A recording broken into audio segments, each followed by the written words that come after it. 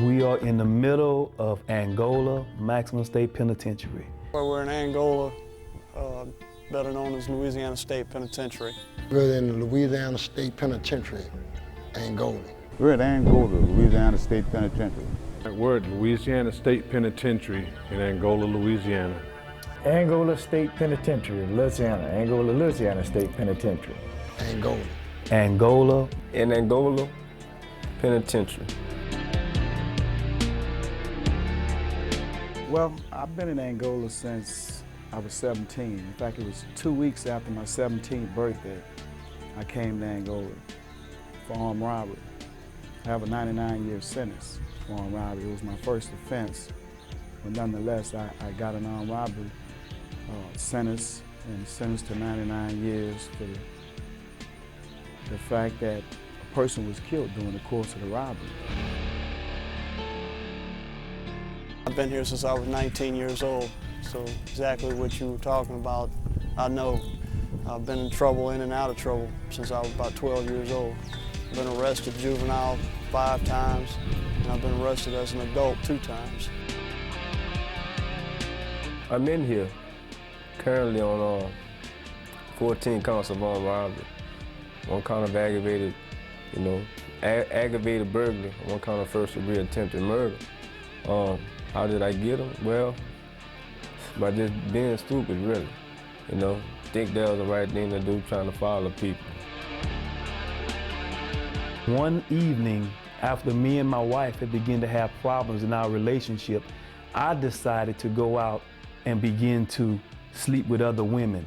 And as a result of me sleeping with other women, I end up in Angola charged with rape of one of them.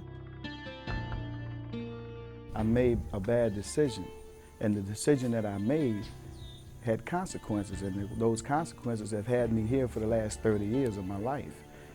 And really, I hadn't had much of a life, because I said, as I came here 2 weeks after my 17th birthday, and because of that one decision that I made to hang out with some guys that one night, the rest of my life has been ruined. That one bad choice changed your entire life. A bad choice is just like you hear the old cliche about a snowball going down a hill. One bad choice leads to another and then another, and it constantly grows. The more you hold on to something that is weighing you down, the heavier it gets. You might better hold it. You think you have control of it for a little while, but eventually it's going to overtake you and overcome you, and it's going to bring you down. Yeah, peer pressure too. Like if you with a group of guys and they doing things and you don't supposed to do these things and you wind up doing them. Just one time you might get away, but it takes one time for them to catch you, and it's gonna cost you the rest of your life.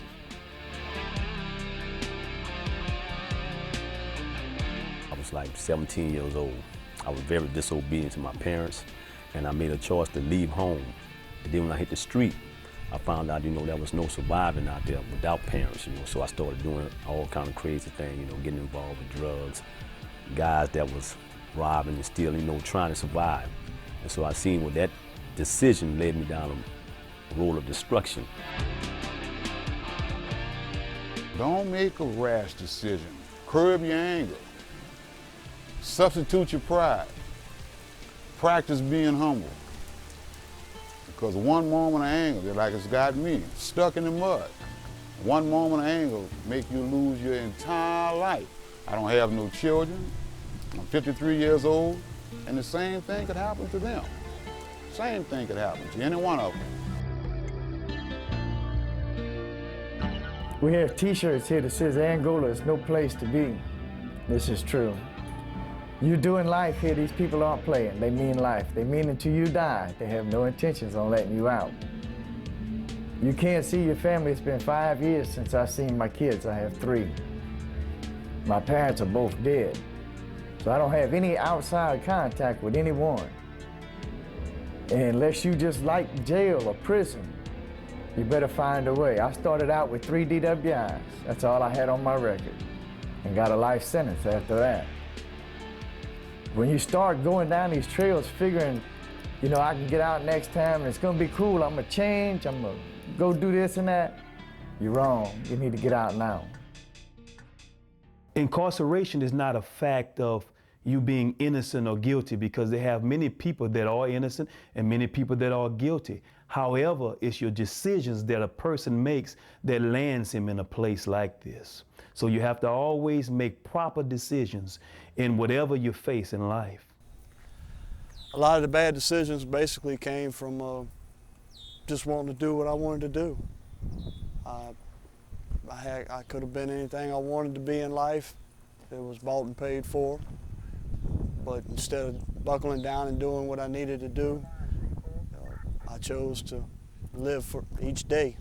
Well, most people, most of the young adults nowadays are focused on living one day at a time and trying to have fun and do whatever they can do just for the thrill of it. When they don't think about the future, they don't think about putting priorities, as we say now, in the right place. Like you say, it was just a normal day. You know, I woke up that morning and I just wanted to hang out with my brothers, and we used to get loaded a lot, smoke marijuana a lot, and we used to do a lot of drinking too. And by the time the day's end, the subject came up of committing a robbery, and really neither one of us had any experience in doing anything like that. And it was just a situation where we all were just kidding around. But as we talked about it, the more we talked about it, the more realistic it became, and the more we decided we wanted to do it, and we ventured off into doing that, committing that robbery. All along in my heart, I knew that I should have just left. But I didn't want to punk out. You know, I had two older brothers, and they were saying, come on, man, let's do this. But I felt like if I would stand up on my own 2 feet and say no, because everything in me was telling me it was the wrong thing to do, but I didn't want to punk out. You know, I wanted to be with my brothers. I wanted to be respected. I wanted to be looked at as a man, or what I thought a man was at that particular time. And I think that was really the whole thing in a nutshell. I think that's what really caused me to commit the crime that I committed, was peer pressure, just the pressure of being with my brothers and not wanting to seem as if I was a wimp. So I chose to stay with them and commit the crime. And here it is now, 30 years later, I'm still paying for that one decision. Through it all, I've learned that your decisions have consequences. The decisions that you make may affect your life for, as I said, for as long as 30 years and counting. I'm still counting. I still don't see a day out of this place, because as I said, I got 99 years. Well, I'll put it like this. Each and every day, I wake up and I think about the if, or woulda, couldas. Whenever the judge gave me a life sentence at 19, I never in my wildest imaginations understood what a life sentence was. And here in Louisiana, it means until I take my last breath. And I gave up my life at 19, making the decisions that we're talking about right now. Using drugs, armed robbery, theft, stealing cars, robbing car stereos, all the little knick-knack things that you do, and you don't think about you're hurting anybody. All you think about is that you're just having fun. And what ends up happening is that in the tail end, you're the one that ends up paying for it. We make bad decisions, but you don't have to live in your bad decisions. You can always put them behind you. The hard part is that most of us want to keep on making bad decisions until we hit rock bottom. Don't wait to hit rock bottom before you begin to make better decisions. Like I said, at 19, whenever I came here, I didn't realize what I had did. And whenever I wake up in the morning, I'm reminded of it, because I'm told how to dress, how to eat, when to bathe, when to go to work, all these different things. My life is lived according to how somebody else wants me to live it. I don't have the right to make my own decisions. I gave that up at 19. And I hate to see it happen to other people. There's nothing good about being in prison. And my life desire, my goal in life is to be able to tell young folks, and I'm really glad y'all came, because I want them to know that there's something else you can do in your life. That this is a no-win situation here. There's nothing good here. And if they haven't gotten the other side of the coin, if they could get the other side of the coin to know that you are emasculated in prison, you know, you'll watch your whole family die while you're in prison. You'll have your family doing time with you while you're in prison. Everybody who loves you will be doing time with you. And your friends are the ones who you think are your friends. They're gonna move out. One of them might end up with your old lady. You know, there's nothing good about this situation. And I believe that any young kid, if he could just think, and I believe they all can think. I believe they all got good minds. I just believe that they haven't been told the other side of the coin. They don't know just what's really going on, what's in prison.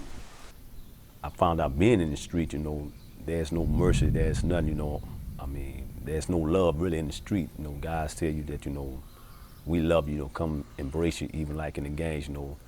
They say, well, we your family, we love you. But really, that's not really genuine, true love there. Because, you know, the thing that you have to do to be a part of that gang and everything they do is wrong.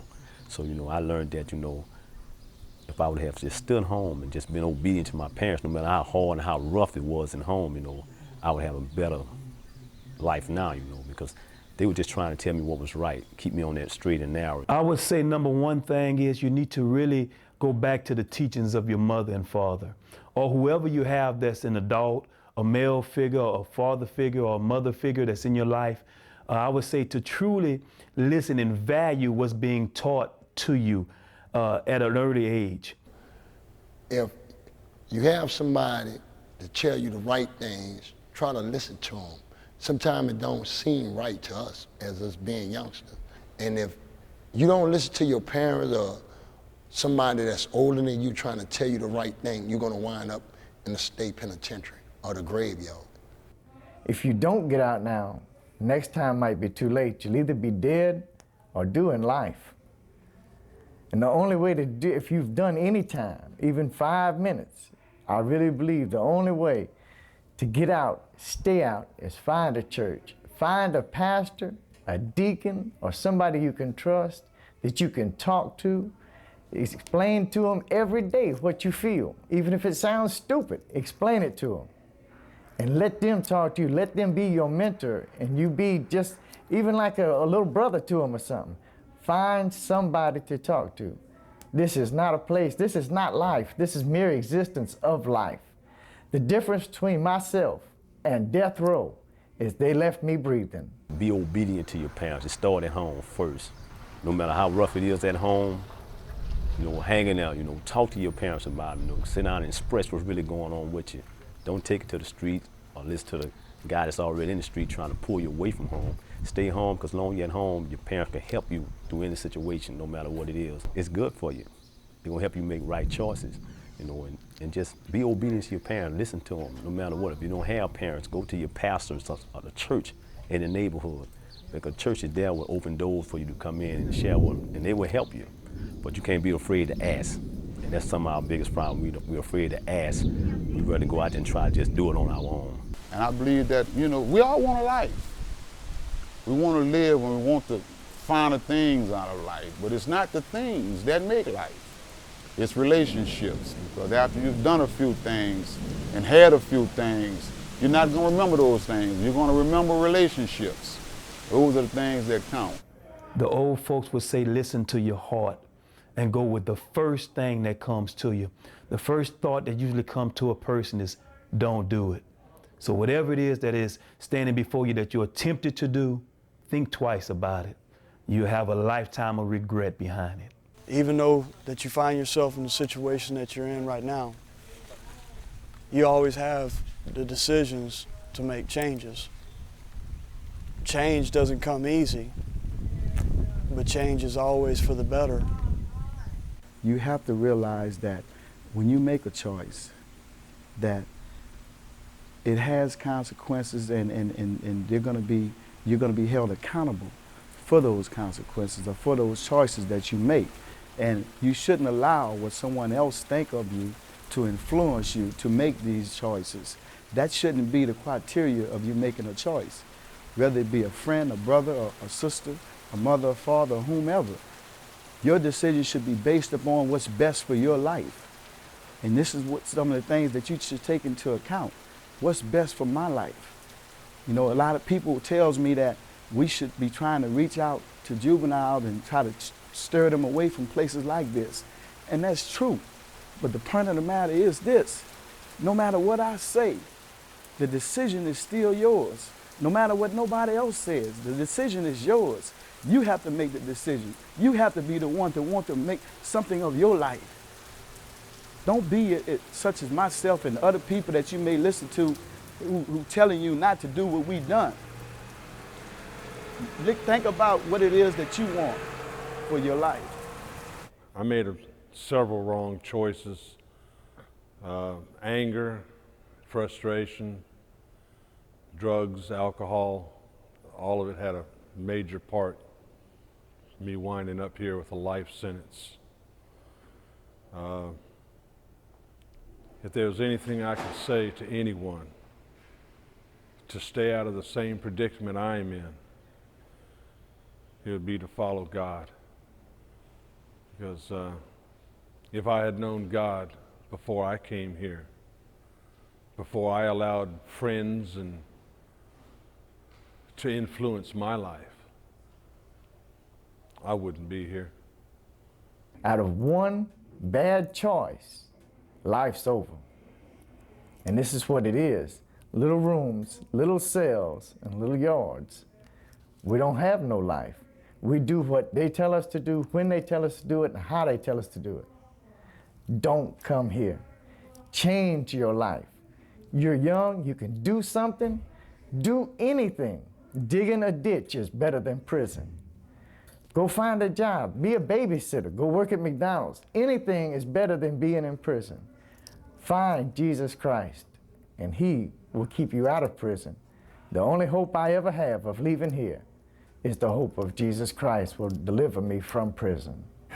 My mom and dad are very, very stout Christians in the free world, and they had a friend named Henrietta Sadler, and I used to really have a bad attitude out in the free world, I really did. And Henrietta asked me one day why I was upset, and I started running it down to her, and she says, "Doug, you know what? You have the power to change your day. You have the power to make it any way that you want it to be. And without the Lord in my life, that was hogwash. Now that the Lord is in my life, it's not. One of the things that I see young people do is they blame other people for their mistakes. Life is based on choices. We choose what we do. Nobody makes us do anything. We choose that. And I would say choose Christ while you're still young, while you're still impressionable. I'd rather surrender to God now than have to just surrender to authorities later through some criminal act that I got arrested for. My faith is essential. It's the one thing that keeps me going. When I met Jesus Christ in this institution, He gives me the strength each and every day to wake up and keep going, to not give up. Like I say, it's uncertain. My destiny is uncertain because I still have a 99-year sentence. I went on a parole board 2 years ago, and after 28 years, a first offender, never in trouble in my life before, they denied me on a parole board. But I still have faith in Christ. And if I don't get out of this institution, my faith is still in Christ, that I have a better place to go. But right now, I'm talking to people that still have a chance right here on this earth. I have a better place in heaven, but you have a chance right now. We men here that made bad decisions, we still trying to, do the right thing, get back and have that second chance to do it all over again. But we think, through Christ we have a second chance, and that's what's keeping us straight right now. We're able to share with other young people that they don't have to make the same decision no matter where we at. And that's our message, right now, trying to keep other young people from coming to prison, or either wet or wind up in the graveyard. And that's our message. To make wiser choices, don't worry about what your friends say. If you think it's the wrong thing, don't do it. If it's the right thing, do it and stick to it no matter what. Are those few years of fun and games worth all this? Not at all. Not at all, man. Not at all.